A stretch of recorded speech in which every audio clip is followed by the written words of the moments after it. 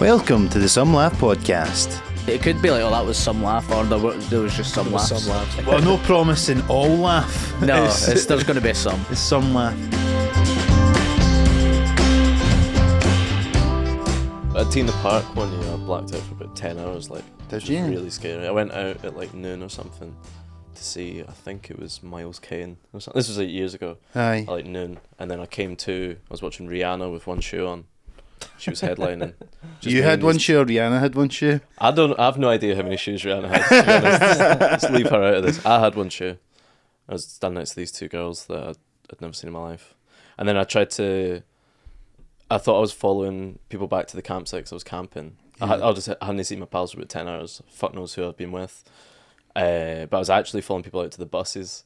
And because I only had one shoe, I was like hopping because it was all fucking stones and rock and that. And it was about 4 a.m. by the time I managed to get back to the campsite. That's probably the worst nick I've ever been in. But there were sort of eyewitnesses throughout the day that had like seen me cutting about.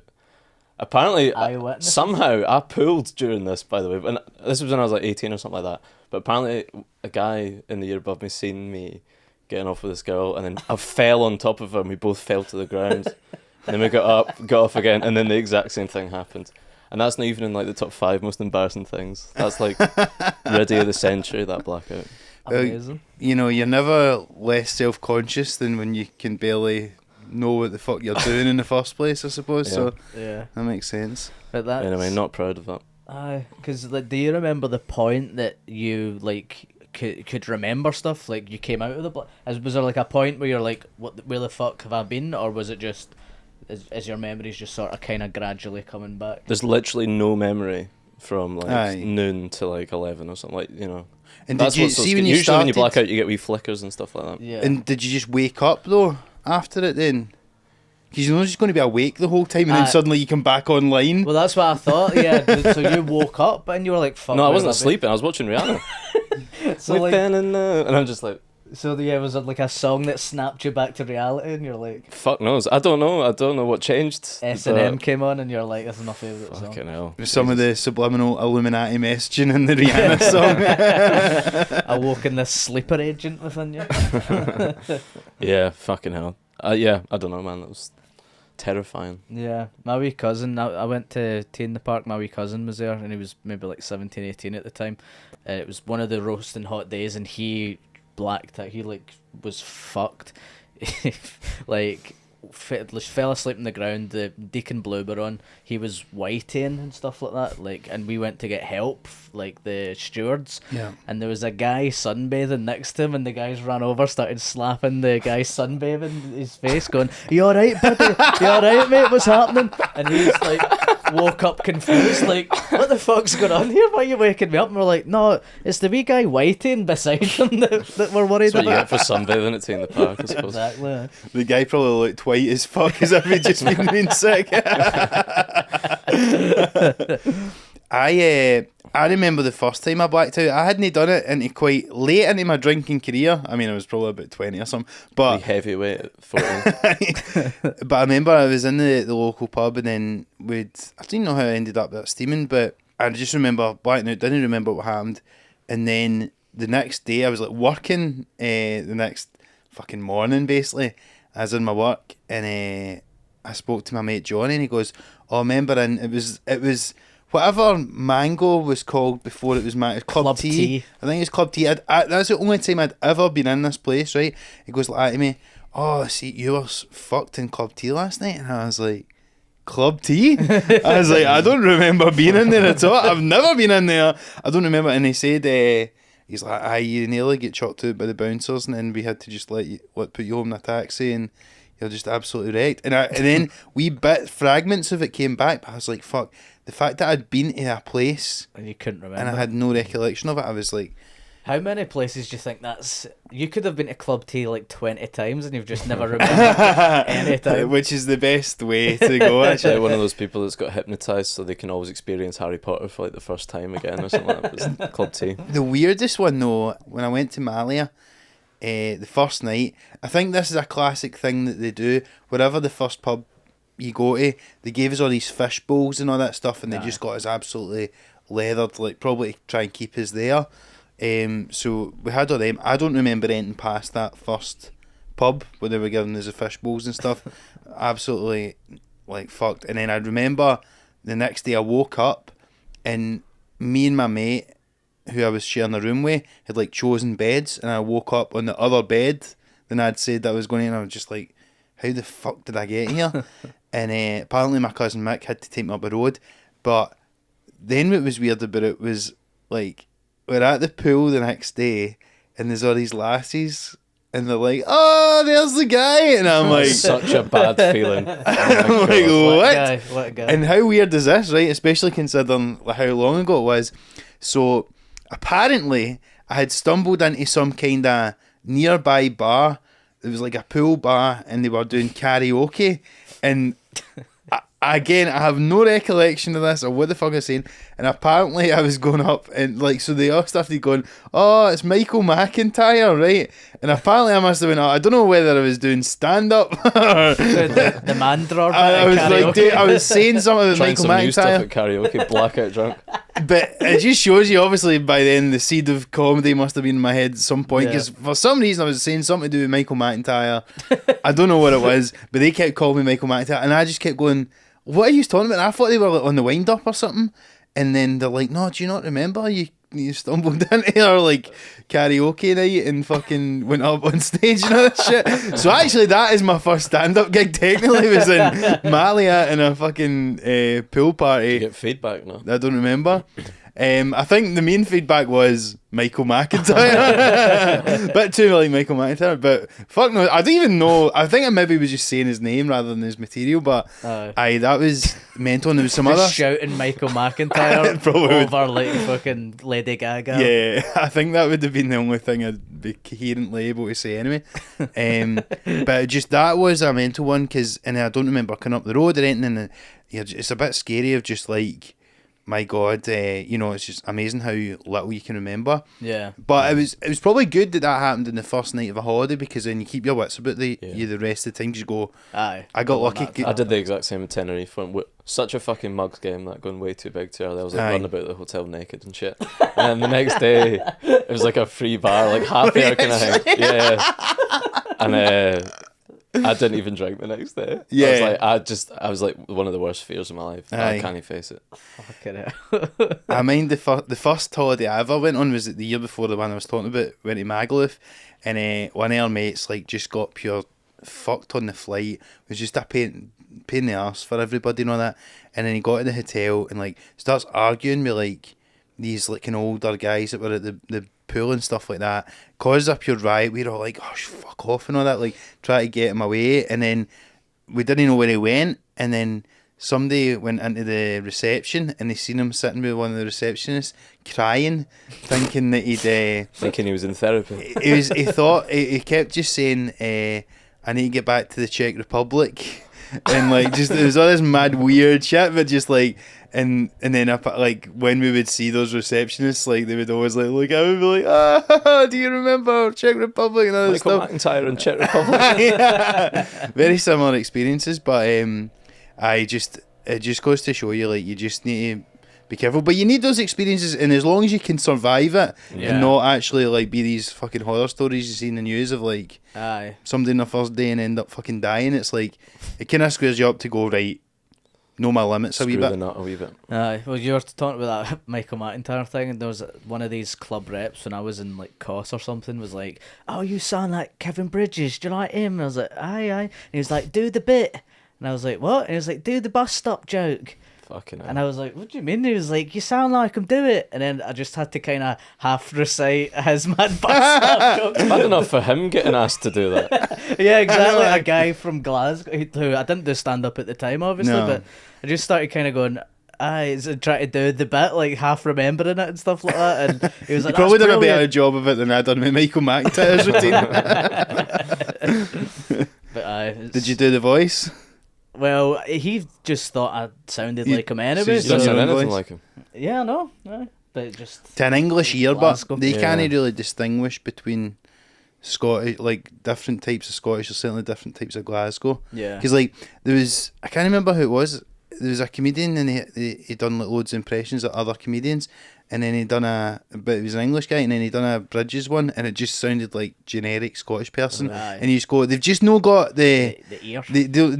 The English ear is not attuned to the nuances of the Scottish brogue. But sometimes, because I agree with that, but sometimes you do get one and it surprises you, and you go, I thought that person was Scottish. Like, have you ever seen like Two Doors Down? It's the this neighbour, Dun, what's she called? Dun something. McKagan. Yeah. Professional actors and actresses. I was so surprised that she wasn't Scottish. Well, Sick Boy and Trainspotting was the one shocker for me. Huge shock. I was like, fucking cultural appropriation, man. Our culture is not your costume, you know what I mean? But the fact that he got away with it and we thought that he was Scottish, that's fair play. He also went out with Angelina Jolie, that guy. Did he? Aye. What a fucking legend. I know. What a guy. Fair play. He's come a long way from being addicted to smag on Leaf. Yeah. But no, I don't think I've had any near-death experiences though. Like, I had one in Zante. well, this was on a lad's holiday. So a different Greek island. Did somebody know like your Kevin Bridges routine? That's shit, mate. He's a quid or I'll stab you. It's like, oh no, they're being serious. No, you're not repeating the joke to me here, are you? You're actually threatening me. Are you just misinterpreted their request? You're like, oh right, okay, I'll do the bit. It's like, no, give me your fucking money now.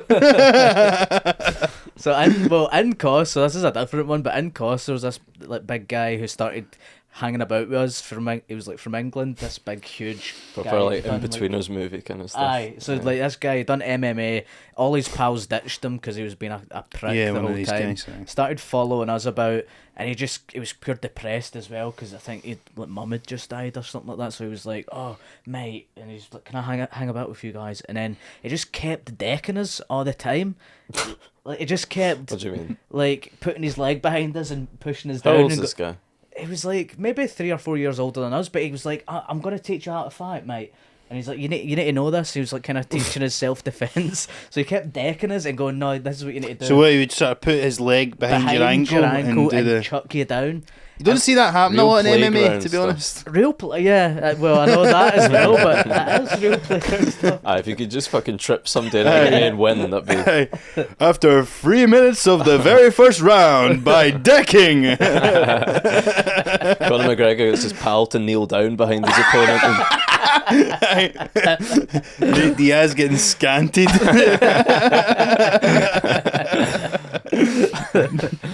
But a wee boss lap or something like that. But so he kept doing that. Flinching. And we go to the judges' scorecards for the decision. Looks like Conor McGregor's seen a yellow car in the distance. So this guy You can tell I don't follow MMA because that's the one that I know. I'm just using his name every time. Yeah, Conor McGregor. Couldn't name Yellow card, by the way, that was a bane of my life. Yeah, we've all got yellow card bruises. Yeah. I might just get a yellow car when I'm older, when I'm older, as if I can't get one now. When you're growing up. When I could actually afford one, to annoy fucking just watch See more the assaults in the chaos street. unfold. Yeah. So this guy kept decking us and all that, and then we were too scared to say, "Can you stop doing this, please?" Mm-hmm. So he kind of coerced us into breaking and entering into this building that was gated off. He was like, "Let's go on the roof and drink beers," and we were like, I don't know if we should do that or if we can do that. And a dangerous place to get decked at the top of a roof as well. Given what he'd been doing to us, we're like, I don't know about that. So we climbed this fence, and then he got on this roof. I don't know if it counts as a decking if you're above ground. He's just that's a philosophical question for later. Yeah, that's more like, it's no MMA anymore. That's like wrestling, jumping off the top of the steel cage. And so it was just like me and my mate Scott. I think at this point we were the only ones left, and he got on top of this roof, and we were below, and we were just looked at each other and we're like, "Do you want to just run?" And we just started sprinting away from him, and he was like, "Where are you going, lads?" And then we seen him like 2 days later, and we were just trying to keep our heads down. But so that was a dangerous time. The real near death experience I had, I crashed a quad bike in Zante, and I mean, I don't know if you need any more details on that. Helmet? No helmets. We didn't have any helmets. No, he was being a wee helmet, Aye. to be fair. Yeah, is that what you just calling me that? Yeah, that was just a slag. So we were driving along the road. We'd been out all day, so it's like we were having a good time. We hadn't been drinking or anything, Yeah. thankfully. But Were you, how far out of town were you? I don't know, maybe like half an hour. Right, maybe. so you're in the So, wilderness, so, basically. we're, so we're in the way back to our hotels. Mhm. We'd been out all day, and we were driving along like the main road. I don't even know if you're allowed to ride a quad bike on the main road, but we're on the main road. My mate Gary was in the back. I've mentioned him. It's like what PD was saying last week. It's quite a GTA scene, that. Yeah. Quad bike with somebody on the back on a main road with no helmets. And we'd passed a girl or something like that, and he was like, "Check her out." You know, we were young. We were on a lad's full of cum. holiday. You're on a lad's holiday, 17. So It was a different time. it was a different time, guys. Come on. So I turned. So I did. I wanted to see what had been missing, Yes. and I turned round, but I obviously turned my full body Obviously, that's obvious. because I mean, That's how you do it. because I can't. Including because the I'm handles. holding the handles, so I'm. You're turning pulling the- a U-8 to go and speak to this go- girl. Exactly, and then I'd moved the handles as I turned my body, and we veered off into a parked BMW, hit the back of that. I went flying off the quad bike. My mate went over the top of me. Oh my I God. landed in my elbow. I've still got a wee bit of a scar on my elbow. Really? I'll get it out later. You're not whatever. trying that hard. Halfway up. Jumper gets halfway up You the can't arm. really. That's all the proof we need is you to just slightly prepared roll up to your show sleeve. You can't really. I don't know if you could kind of see it. See how the 4K It's not cameras the do most it. dramatic. That. You see that? I see it, yeah. You can see that. I'm really close, though. You're really close. You need to be quite close up. That was my scar. Gary landed on his head. Had to go to Fucking hospital. hell. So it was more his near-death experience than mine, to be honest. Police came, breathalyzed us. Luckily, we hadn't been drinking or anything.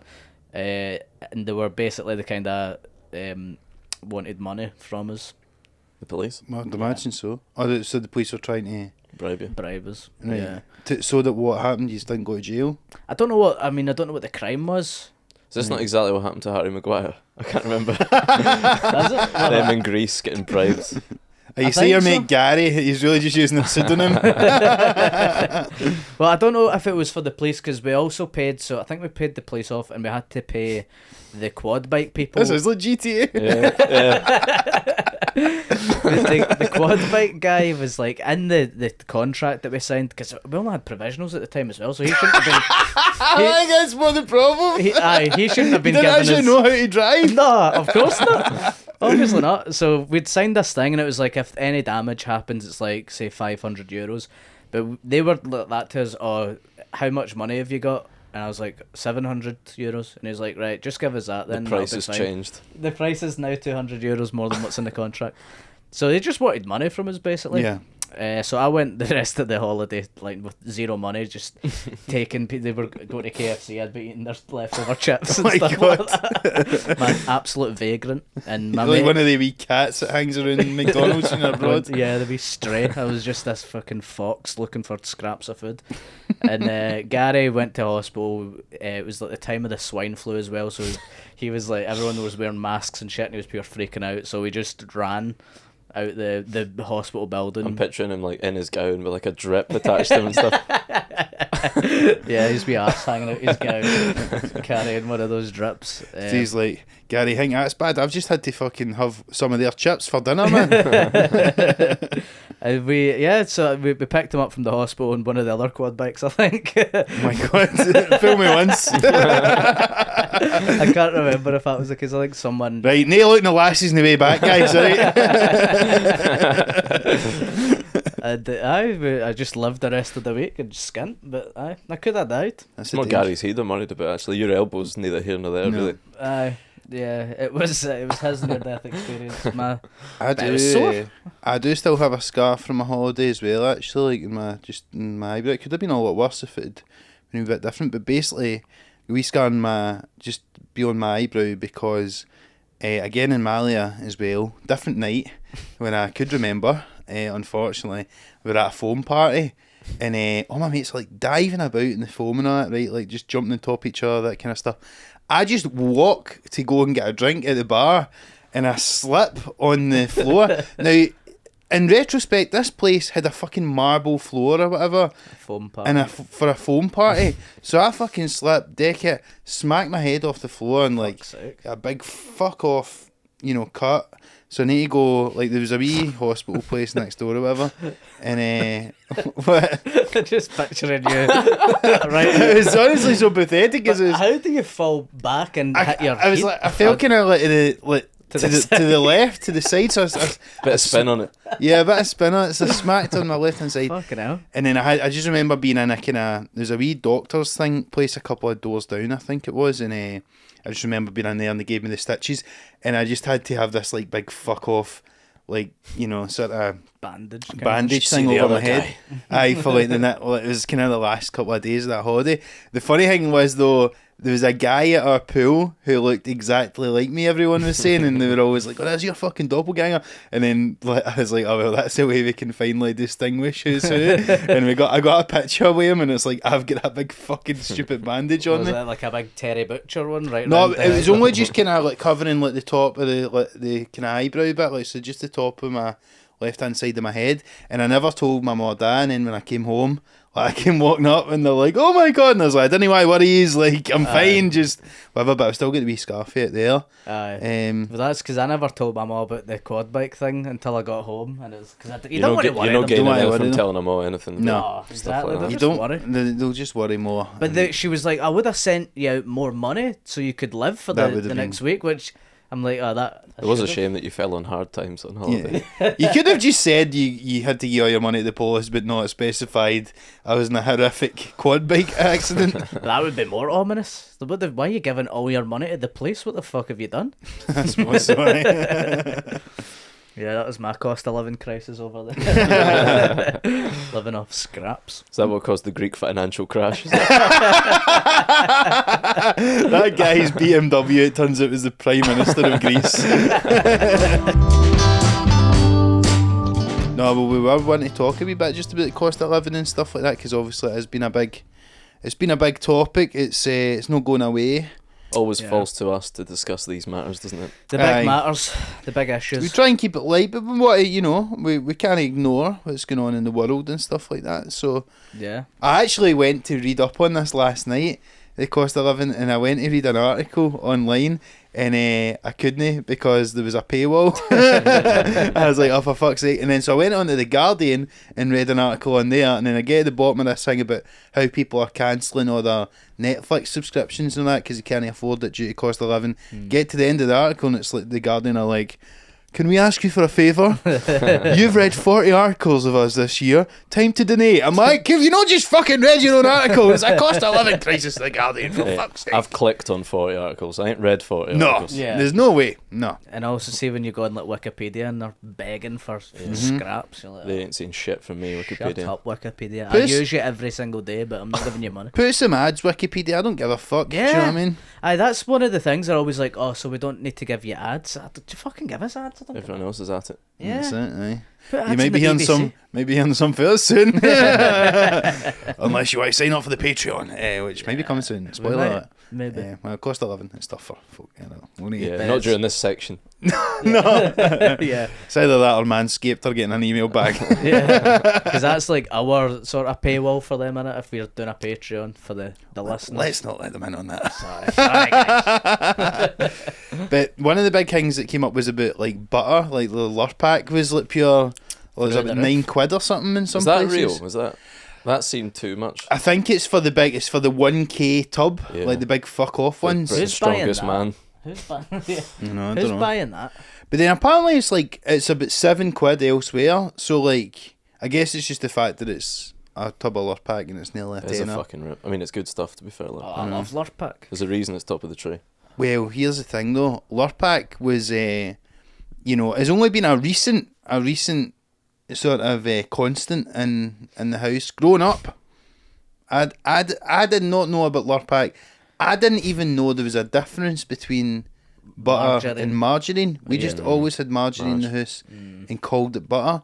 To the point where I remember one of my earliest memories was being a wee guy and watching the "I can't believe it's not butter" adverts, which were very prominent at that time, and I was so confused because I was going, "But it is butter." It is butter. What did he mean? I can't believe it's not butter. And I thought that was the joke, that it was butter, and they were saying it's not butter, even though it was. And I just honestly, it would frustrate the life out of me, and it took me years to figure out. And then I remember sometimes we'd go to like restaurants, and then I remember saying to my mum, I was like, "Oh, it's like got that restaurant butter," and she's like, "Shut up!" It's like stop showing everyone a fucking working class shop. But honestly, like I never had it grown up into, just because I didn't even know what margarine was. I still don't really know what margarine is. I don't really know what it is. The colour is the main thing, isn't it? It's like more yellow, bright isn't it? yellow Yeah. sort of thing. I think it's like plastic, kind of. From what I know, my limited health knowledge, I think margarine's kind of bad for you. Chemicals and shit. Yeah, butter's alright. What's it cut with, margarine? Like sunflower oil or something? I Put honestly washing don't up know powder in it, I heard. Rat Rat poison. poison. Aye, it's your council stuff. That was always the go-to. It's even when you're getting warned about drugs in Yeah. school. It was always like they might cut it with rat poison. I don't know one person who has rat poisoning. Surely it's not in a drug dealer's best interest to poison his clientele either. Exactly. But then it poisons rats, but like, it's maybe like the same way like cats like horse tranquilizers. Aye, Maybe could be like good. rat Just makes you poison feel just class. gives you a wee bit of a buzz. Aye, people are sitting there off their face on rat tranquilizer. This is enough tranquilizer to sedate a rat. I know, it's mad. Like, obviously, I've noticed the more like with like petrol and that going up.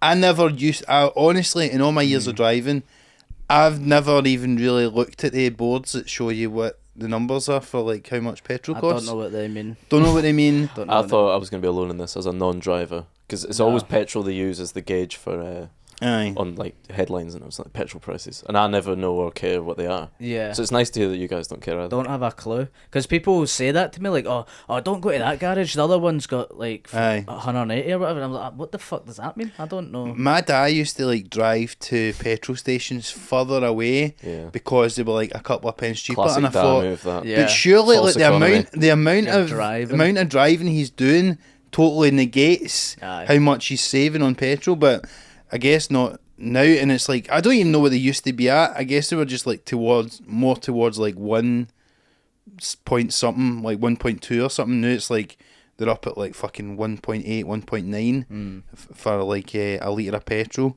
And so now I do look at it and I go, fucking hell, and if I see an 8 instead of a 9, I'm like, oh, they're cheaper than somewhere else, not that.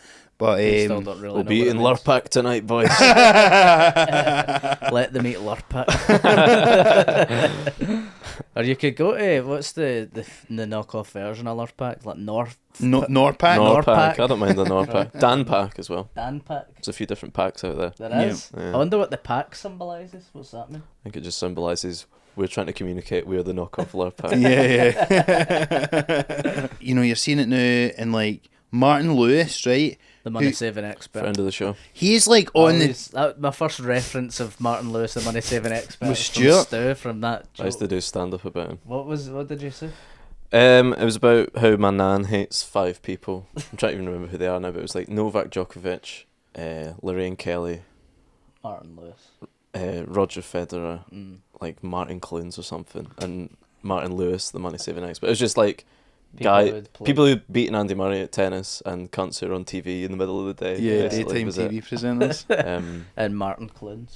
Yeah, no, he wasn't in the bet. I've forgotten the 4th person. I can't remember. I did that at the Fringe once, and I slug off Lorraine Kelly in it because my gran hates Lorraine Kelly. Don't come crying to me.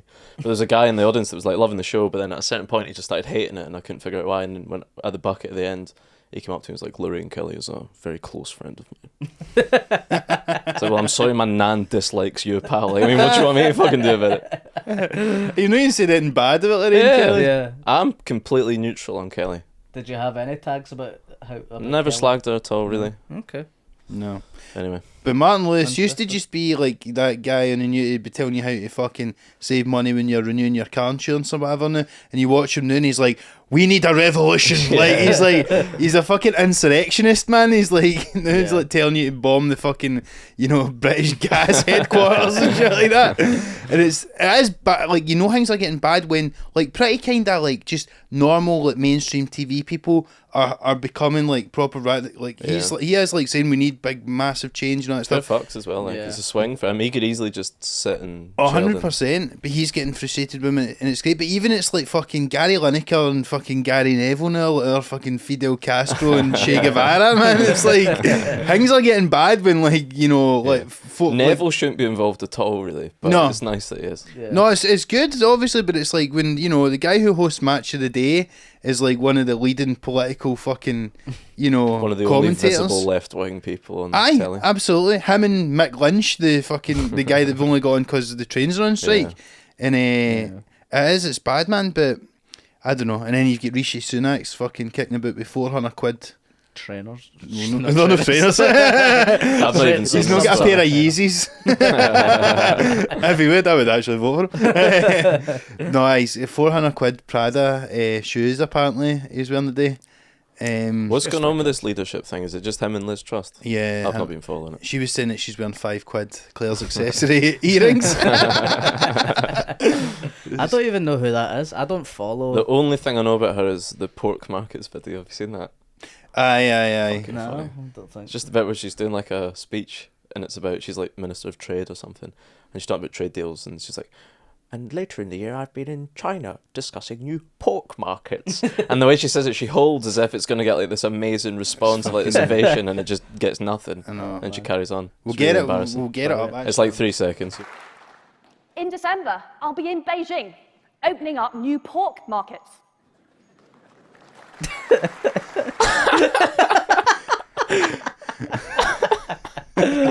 Jesus Christ. That could be our new PM, Steve. You happy with that? Amazing. Aye, big time.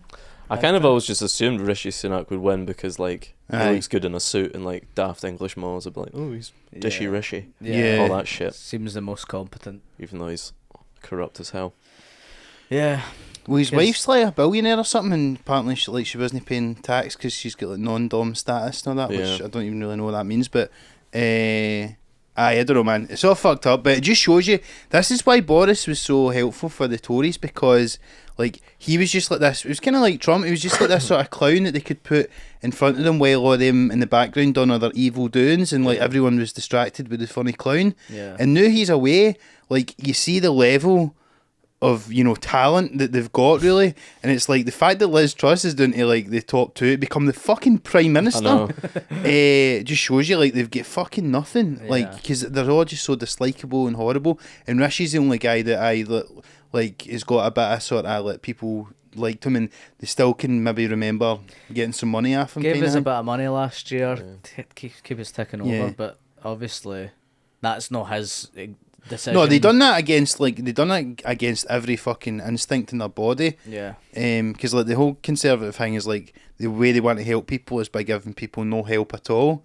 So like that was the complete opposite of everything that they stand for ideologically, is to give people money, but they just basically society would have fucking crumbled otherwise. But he's the most filthy rich of them all as well, I think, isn't he? So absolutely loaded.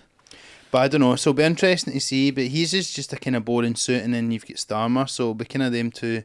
It's kind of like a repeat of like Cameron Miliband a wee bit, where it's like two of a similar type of guy. But we'll see what happens. I kind of feel like when they change the Prime Minister, like they kind of need to have an election, because folk can't just have somebody that they've no fucking voted for. Yeah, it's big supply teacher energy. 100%. Yeah. But we'll see.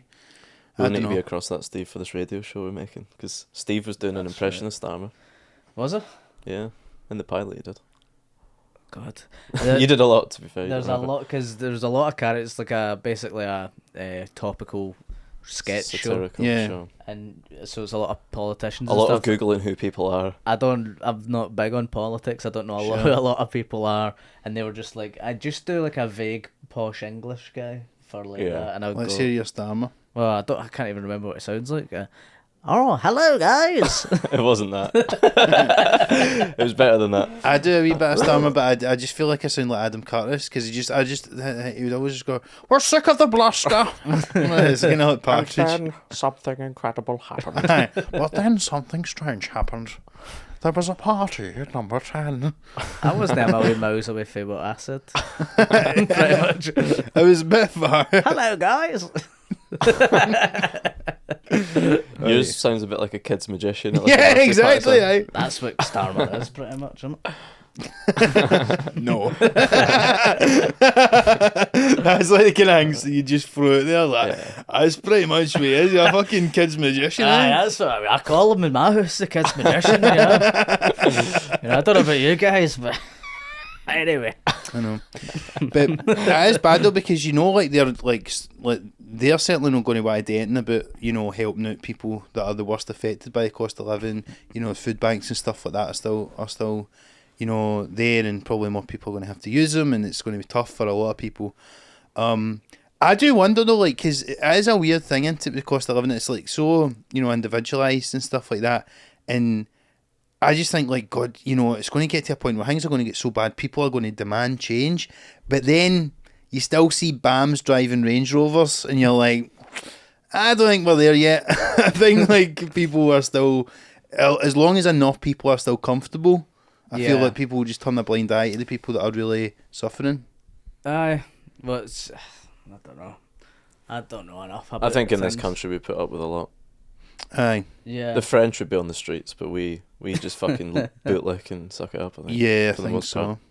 Or it never reaches a critical mass where enough people, to take action. We try and do it like over Twitter. We wouldn't get our wee hands dirty, would we? No. We wouldn't No. be out in the Nation of streets. shite bags. Aye. No. I tell you what, fucking Rishi Sunak isn't he eating I can't believe it's not butter, that's for sure. 100%. Yeah. Aye. That cunt doesn't know what margarine is anymore. Than me. Aye, the way that I didn't know what butter was, he didn't know what margarine. He doesn't know what margarine is. But you've had your run in with the cost of living very recently, Steve, haven't you, in a personal way? Aye, I guess. I don't know how much it ties in with cost of living and stuff, but it's like, so I almost bought a house last week. Yeah. And it fell through the day before we were meant to get the keys. It was basically, we were meant to get the keys on the Wednesday. The Tuesday night they sent us this report saying that there was like previously damp coming in. There was damp and like water coming in the floors, and there was missing insulation. There was a building defect basically. Aye. They left it to honestly 7 o'clock the night before we were meant to get the keys. It's like left it to the last minute. I think they were just doing it so it's like, oh, they're not going to pull out at this point. It's too late in the game for them to pull out, so they leave it to the last second, tell them about all this horrible shit that they're going to get when they buy this There's place. asbestos and ghosts. And Yeah. It's a fucking murder house, haunted. There you go, there's the keys. There's the keys. I think that's how most haunted house sort of horror stories happen. It's like they tell them that there's ghosts at the last minute, and then they're like, oh, it's too late to pull out now, isn't it? So just take the keys. I bought a big mansion in the middle of nowhere. I mean, They with live there the now. with the trouble with the housing crisis and all that sort of stuff, they tell you a place is haunted, you're like, I don't give a fuck. Like, who cares? I'm getting $5,000 off this. Fine, fuck it. Aye, Go put some shite bags off, thin the herd a wee bit. That's good. Drive the price Absolutely. down.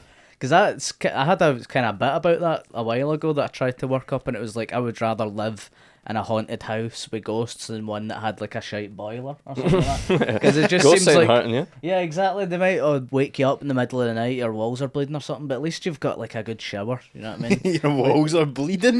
That's what happens in horror films. You've got a wee Victorian ghost like spooking you in the night, but at least you've got if you can have a power shower fitted, then class. Do you know what I mean? Running Yeah. water. Yeah, nice hot water. A lot of people don't believe in ghosts. Like, everybody believes in fucking central heating. Exactly. Aye. You know what I mean? And ghosts would arguably make the place colder. But I mean, Arguably. I don't have a lot of obviously first-hand experience of this, but certainly, like, if you want to hear, like, everybody that's going for houses and stuff to know, like, they're asking for well over the asking price for places, and Yeah. like, it just seems like there's so much dodgy stuff going on, and like something like that where they would leave like quite an important bit of information as to why the place is fucked till the last minute. Yeah. Would suggest that, I suppose, like, when they're asking over and above and the prices, everything's like so much higher, and they're maybe not able to, people aren't able to afford it. they're also having to cover up a lot of the shit, because it's like, if I'm paying God knows how much for a house or a flat or whatever, you're at least making sure, right, well, the place can't be fucking damp and leaking and all the rest of it. Aye, exactly. And it was like, there was some sort of signs, like there'd been a girl who had went 8 weeks into the process of buying the house, the flat that we were going to get, and then pulled out. And then the girl that was selling the flat was like annoyed about it and going, oh, she couldn't get a mortgage, blah blah blah. But now we're thinking she must have got to the same point where we were 8 weeks into the process, and now we've pulled out. Basically getting catfished. Yeah, exactly. And she's I dread to think what she's going to be telling other people about us now. Yeah, that wee guy that did the W.H. Smith video. Does it? You really can't monetize those viral videos. He was eating people's chips in KFC after. But it's weird though, because like, I suppose when you go to those, I've never really been to look at a house or anything like that, but I suppose it's whenever you go to buy anything, you can never, you're just always trying to gauge how full of shite the person is that's trying to sell you the thing. Because like, I actually took my wee sister, she was buying a car recently, and we went along and the guy's pure giving her all the pat and stuff, and he was a nice guy, but you know that so much of like the friendly chat is a strategy to sell you a thing, and like, you know, and like try to give you wee bits of advice. No, I wouldn't actually go for that kind of car sale, blah blah blah. And it's the same, would have been the same with the houses and stuff. Like, they'll try and give you all this information as if to make sure I shouldn't be telling you this, but I am your pal, here's a wee bit of information. Yeah. And she did seem quite genuine and stuff like that, and I don't know, maybe she is, and maybe it wasn't her fault that they missed out this vital document to the night before.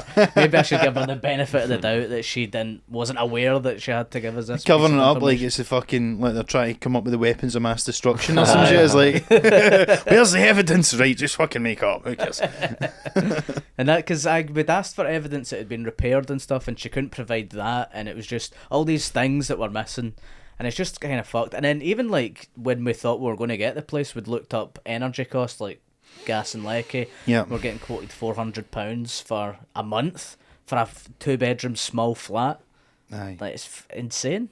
And you were saying that your pal that you live with, when he bought our place, it was the same. Yeah, but he got the money off because it was like damp or dry rot or something like that. But that was like basically the same story of like paperwork missing, you know, trying to cover it up and all this kind of shit. Yeah. I don't know how common it is because I've never really tried that hard to buy a house, but seems like that's just happening all around town. It's quite telling that if that kind of exact same thing happened to him, and you were saying like he got a certain amount of money off, they did offer us that as well, but it didn't seem like enough that it could actually maybe cover the price if it. And the fact that they've even on your house. The fact that they've even done that and like tried to hide it for you for so long, and you go, well, what else have you not told me? Yeah. Or the stuff. It's like, it's not like they're going like, oh, they're being upfront about it and going, well, it's got this, but I'll give you this money off. It's like, oh, you found this at the last second, so how about you got me?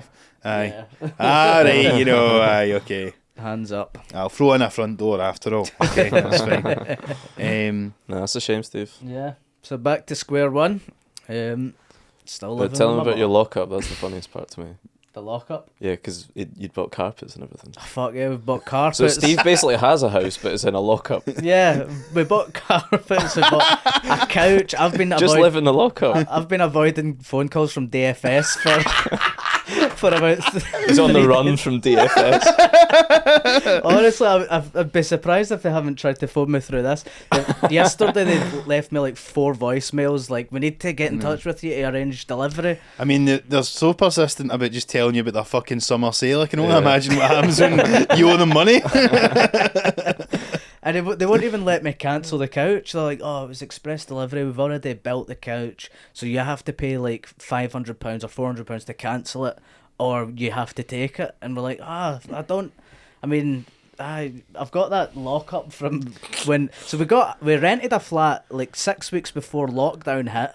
Just round the corner from where I was at just the time. Round the corner. Nice and handy. The first day we moved in, you walked past the window, double took, and you were like, what the fuck are you doing in there? I'm not just going around town looking in folks' windows, but I just happened to look in and it's fucking you and Catherine sitting there. Having a wee cup of tea with my mum. Like, you live here now. Nice. Yeah. You were like, what just kind of confused. Then you came in another time and we had Monopoly. Yeah, 2 of them playing Monopoly in this. Really making the most. Because that is a thing that we've probably not spoken about before, because like, you and Gavin briefly had a flat before. Aye. For how long? 6 weeks. Got it 6 weeks before lockdown. Lockdown hit. Then we stand up wasn't a thing anymore. We never had money. Rishi hadn't quite given us the money yet. No. We weren't sure about that. So we're just fucking like panicking. So we basically were like, we need to move out. We need to move back to our parents' house. Yeah. Separate parents. Crucial distinction. Thank God for that. So luckily we'd rented it, but there was no like certain amount of time that you had to stay for. Yeah. So that's quite good at least. we ditched that. You've not had much luck with getting these places, have you? And now, so we've already got a storage unit for all the stuff we had for that flat. We've had that for 2 years, hemorrhaging money for that. Now we've got carpets and shit. Yeah, it's fully fully what's the word? refurbished. Yeah. Well, if you watch next week's episode of Some Laugh and we've got a brand new couch for the studio, you know where it's came from. A lovely L-shaped number from the FS. You should fucking move the studio to the lockup. That'd be easy. Yeah, I know. fuck it. I didn't know you had this lockup by the time we could have been using this to That's record. basically studio space that you're paying for. And because the lockup's quite a small unit, and the couch, like, we went to speak to them, It's and good they're for like, sound. well, that's true. Aye. And then they said if you want your couch to fit in, you'll need to double the size, just double the price. So I don't know. You're not If getting out of this anyone- without getting fucking having to pay hundreds of money, are you? If anyone is genuinely looking for a couch, I'm should do putting a giveaway. I'm putting out a plea to the people, the listeners of Some Laugh. If you need a couch, to contact We're going to me. need to start releasing these episodes on Facebook Marketplace.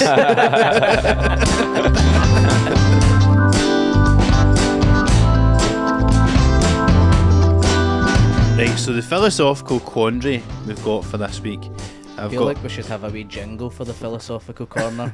Well, you're the music man, Stevie. Yeah. You should maybe make us one. Maybe one day. The king of giving yourself work to do. I know I'm not going to commit to it. Just I've got a lot of shit on with the couch and all that. Just now, so maybe in a couple of weeks. Once you get that sorted, with DFS. Maybe you should see for your fringe show, you should have the carpet and the couch and that, and then you can say it's tax deductible because it's a set. That's good. That would actually be amazing. That's a great idea. See if you were doing stand up and not just all these, unless you just would mention it in the show, you could just say I'm like, I've had to buy all this stuff that. Yeah, that's a great idea. But also that seems like so much hassle. Like, Oh, it's hassle, yeah. You So need to get a haulage firm. so in DFS, can you just deliver the couch to this fucking steak restaurant in Edinburgh? And then that would go wrong, and now you're in like UPS or something. You You're need a bit on the like run 40 for them. vans, like when you see a concert at the Hydro, they're all like loading on the fucking staging in. Roadies.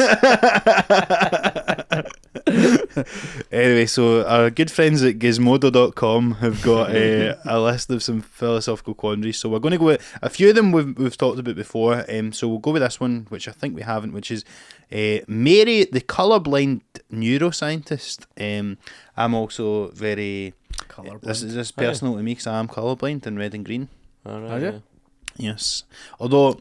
I was going to try and see if you could spot the difference between something. Well, but- that Good always... podcast is content. That, is that a hate crime? I don't Yeah, it always frustrates me because I think there is it is a spectrum, I believe, colourblindness, and I think I've got a Green's real... the most common one, isn't it? Yeah, I think so. I've got a relatively mild form of it, and like I can see red and green. I used to just get it was shades that were a problem for me Right. growing up, and it was like when you'd have like loads of wee coloured pencils and like stuff that you'd draw with, and like it'd be that. Anyway, it doesn't matter.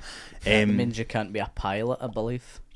I can't be a pilot or in the army, not just because I'm a shite bag, also because of I'm that. desperate for an excuse to get out of army duties if it ever comes to that. Just in case. I'd kill for a bit. It's I'll be safe. pretend to be colourblind. I'm also colourblind, Yeah. yeah. It saved my dad a lot of money when he was saying he was taking me to watch Celtic when I was younger, and it turns out it was Hamilton Accies. Anyway, right, so here we go. Thank you very much. Mary, the colourblind neuroscientist, sometimes referred to as the inverted spectrum problem or the knowledge argument, this thought experiment is meant to stimulate discussions against a purely physicalist view of the universe, namely the suggestion that the universe, including mental processes, is entirely physical. This thought experiment tries to show that there are indeed non-physical properties and attainable knowledge that can only be learned through conscious experience. Okay, so here we go. And this was a concept brought by a guy called Frank Jackson. Or at least he explains it. Guy who had a lot of time in his hands. Big Frank J. Anyway, Mary is a brilliant scientist who, for whatever reason, is forced to investigate the world from a black and white room via a black and white television monitor. She specialises in the neurophysiology of vision and acquires, let us suppose, all the physical information there is to obtain and about what goes on when we see ripe tomatoes or the sky, and use terms like red, blue and so on. She discovers, for example, just which wavelength combinations from the sky stimulate the retina and exactly how this produces, via the central nervous system, the contraction of vocal cords and expulsion of air from the lungs that results in the uttering of the sentence, "The sky is blue." What will happen when Mary is released from our black and white room or is given a colour television monitor? Will she learn anything or not? Okay, so I'd kill the fat guy. yeah, this isn't as fun as the fucking fat lad here. Yeah. It's not dissimilar to the old Plato's Cave, is it not? I think this is more. You believe the world is one way, and then It is actually the same, because basically it says, put another way, Mary knows everything there is to know about colour except for one crucial thing: she's never actually experienced colour consciously. Yeah, I think that is like just literally a thing that.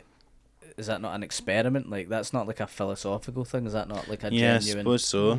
Is that could... No, that's hypothetical. It's kind of like, it reminds me of the way like my gran, her sort of relationship with the internet, because my gran's like no good eyesight at all, so she's basically never been on the internet, and then she watches This Morning and they're always like, tweet us, and she's like, what is this, Twitter and Facebook? She's only got a conceptual idea of what it is, but has Yeah, never it's actually seen it. Yeah.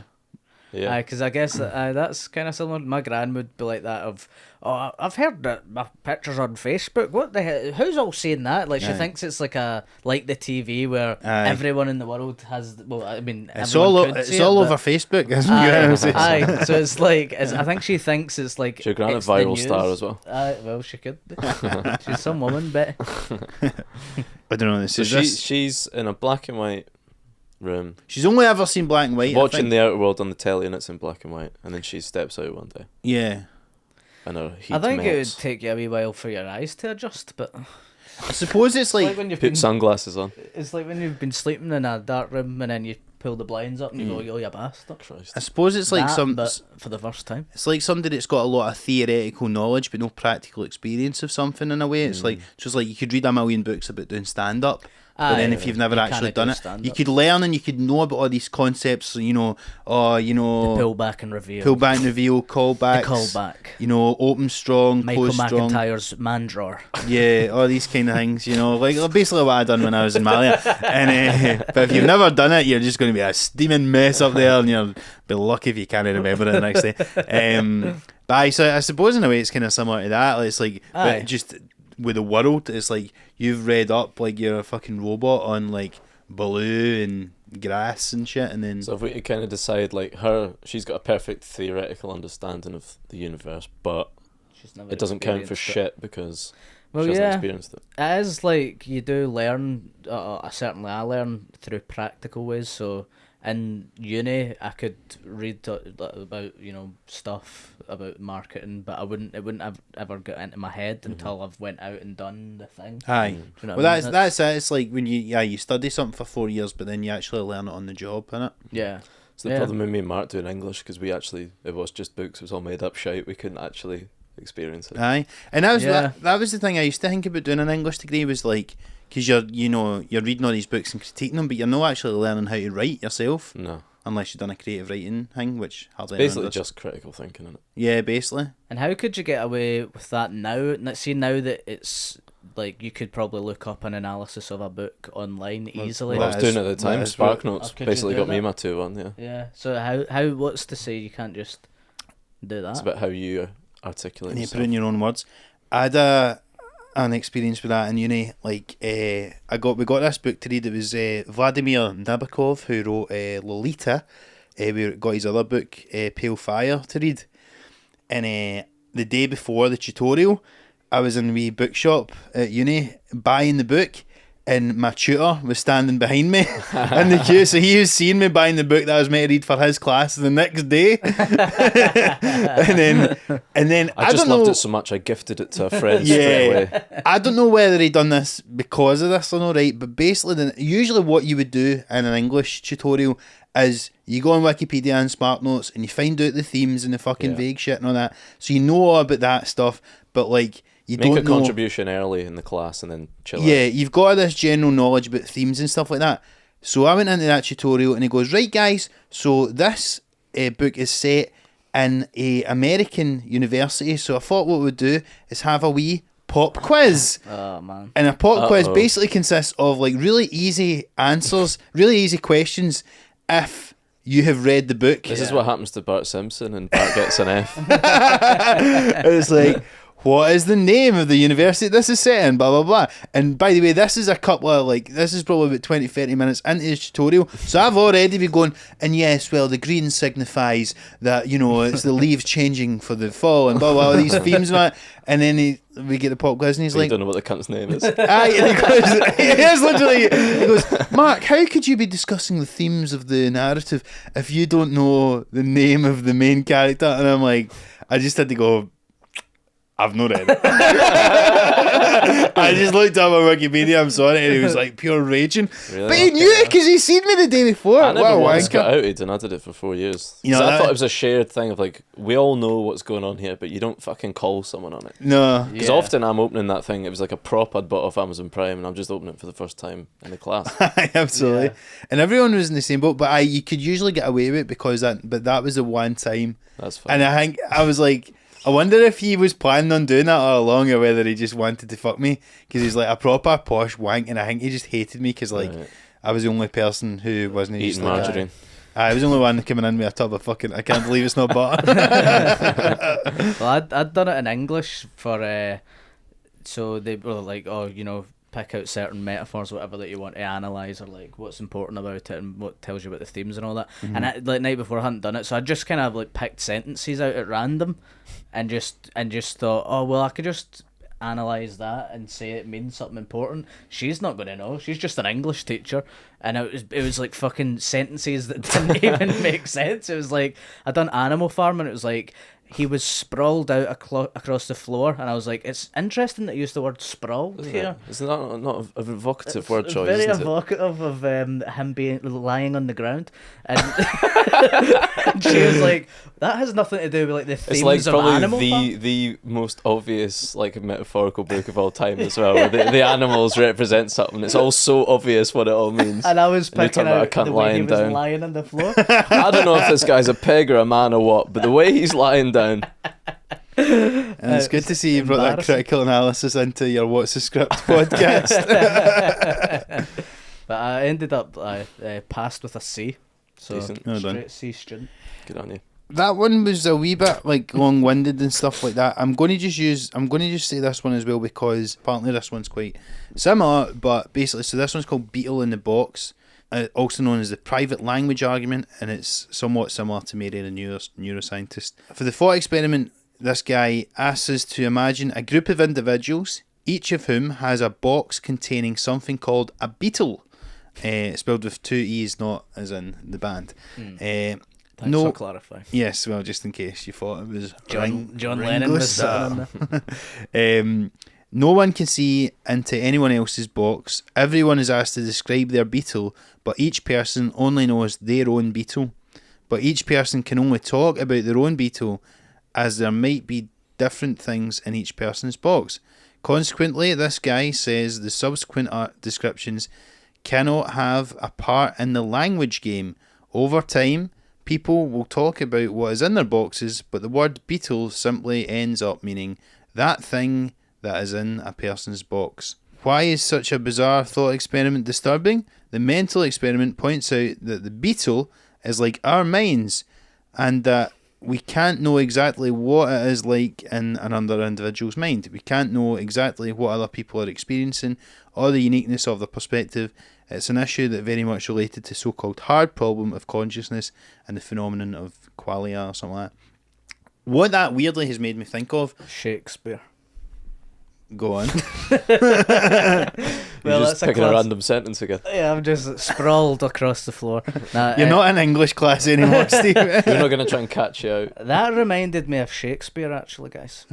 How so, Stephen? There's a famous Shakespeare quote from the very famous and important piece called Romeo and Juliet. Yes. And Great he piece. says, if a rose was called something different, then it would be, would it smell as sweet? I'm paraphrasing. They deliver it like that. A rose by any other name would it smell sweet. There's actually a bit they talk about that in The Simpsons that I actually seen like the other day, and they're like, yeah, well, Bart's like, oh, if it's called like fucking, you know, whatever, some horrible thing, then that'd be not as good. So is that basically what that's saying? Well, what that actually reminded me of more, guy.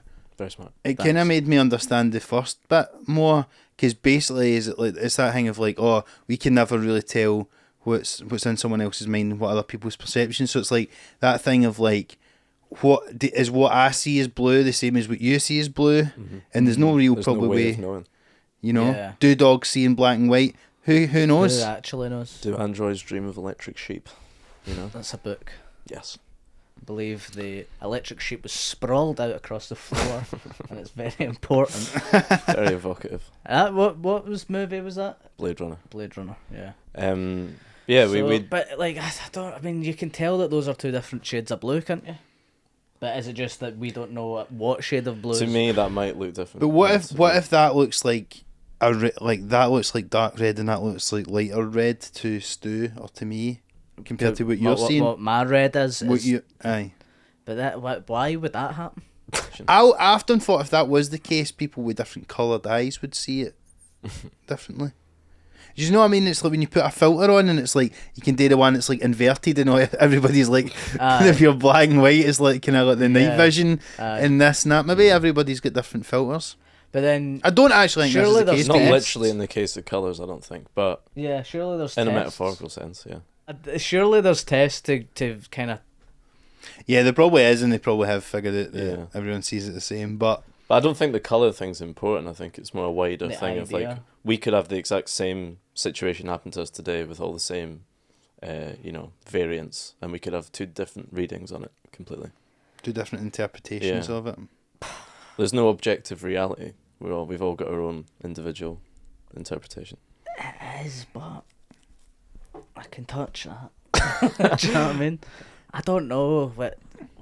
I think this is why in a lot of like to go back to what we were talking about the other week with conspiracy theories and stuff, I sometimes wonder whether like when there's all these different conflicting accounts of the same thing, goes, oh, somebody said, oh no, I heard an explosion versus this and that, and you wonder if it is just that down to that thing of like people just remembering the same thing. Yeah, none of it's differently. reliable, really, is it? Yeah. I agree with that, but it's like, see if this is some cunt dreaming, but it's still real to us, isn't it? Yeah, this is a different point though. I want Steve to run with this. Do you know? So you're saying because you can feel that, but Aye. this goes back to René Descartes. You can't trust your senses, You can, but really. But then when you're That's my dreaming, like I was saying to you off air, like I dreamt last night that I froze to death. I was on a yacht or something, so and then you wake up. I know I woke up, but I remember because basically everything was freezing up, and I ran into a sort of like freezer thing, and I remember going, "Oh, this is a bad idea because I'm stuck now," and then I just froze, and then I woke up, and I went, Do you Maybe think that that's was a real place. But- is that to do with the cost of living crisis? "Yes, Mark, do you think? that'll be me this winter." But the thing is, so it's like you can feel, you think you feel stuff and all that sometimes in your dreams, but how do you know that's real? You don't. So by the same time, you could But just when wake you- up the noon and then When you're dreaming, there's a difference between, you can tell between when something's a dream. I can anyway. I when I'm dreaming, I don't fully think this is a real thing. Do you know what I mean? I like the idea of you in bed watching your own dreams as if you're like at a magic show. One of those guys like, you can't trick me. I know this is a dream. I know what's this going is on. a dream. But it's just, I don't know, because it's just cloudy or something. This seems, this isn't cloudy. So what happens when it's a cloudy day? Aye, there's fog and all that, but like mentally cloudy. I don't know. I do think you're talking about a different thing though. Like if we're, I know it's always fun to hear Steve's thoughts on, life and everything. But if let's Got a just lot of say thoughts on life stuff. they like our reality right now is real. You know, we're on Earth, and it's like it's not a simulation. It's just like at face value, Yeah. it's a real thing, and you know whatever. But within that, we've all got our own different vision of what it actually is. Yeah, we experience the objective reality subjectively. Yeah. Well, Agree or disagree? disagree. I don't know. Just fucking. Well, this is live what. your life. This is why it's like. This has actually been the problem that I think VAR is kind of brought into light a wee bit. Yeah. Because basically, like, so everyone thought like, oh, VAR now, right? So we'll know, you know, for sure whether or not it happened. And basically, like, people's problem with VAR now is that effectively somebody still needs to watch the tape. Somebody needs to do a human call on it. So basically, people get annoyed now that like introducing VAR hasn't taken away the concept of subjectivity. Yeah. Do you know what I mean? Which is a big ask. Which is a big ask. Do you know what I mean? That's true. It could maybe give you. It doesn't. You don't do it in a split second decision. Yeah. But you can kind of look at it and rewind it and see, and it's maybe easier, but it's not like black and white. You're still, at the end of the day, it's still going to be, as Stuart says, a call, and it's going to be somebody's subjective opinion, and two different people looking at the same VAR footage would have different opinions. That's a good analogy, Mark. That is. Thanks, mate. Yeah, you might be right. You might be right, guys. Maybe. Me and you co-refereeing a football match, that would be a fucking nightmare. Yeah. Trying to draw the lines of where the guy's boot is for offside. Because I've thought Fans on the pitch. I've thought that as well. Like, see, when I'm watching the tennis and it's like the Hawkeye and it's just a wee dot that you see, a wee computer generated dot. Aye. Like, what's to say that's no wrong? I mean, you'd think Well- the technology's pretty good, but there must be a margin for error. Who's to say? I don't know. Life's a ride, man. Just got to ride it. Yeah. That's what That I would say. be a worse song. That's my motto. Life's a ride. You've just got to ride it.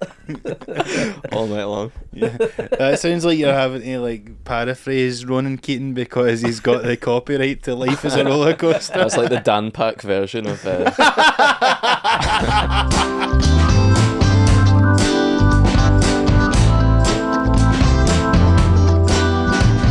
Anyway, I think that about covers it for this week. Actually, that's a nice place to end things. Guys, thanks very much for being on as ever. Couple of things before we go. We are very soon all going to be at this year's Edinburgh Festival. Tickets are in the description below if you'd like to see myself, Stephen and Stuart all performing comedy of stand-up and, in Steve's case, sketch variety. Mm-hmm. Yep. Characters, stuff like that. Yeah.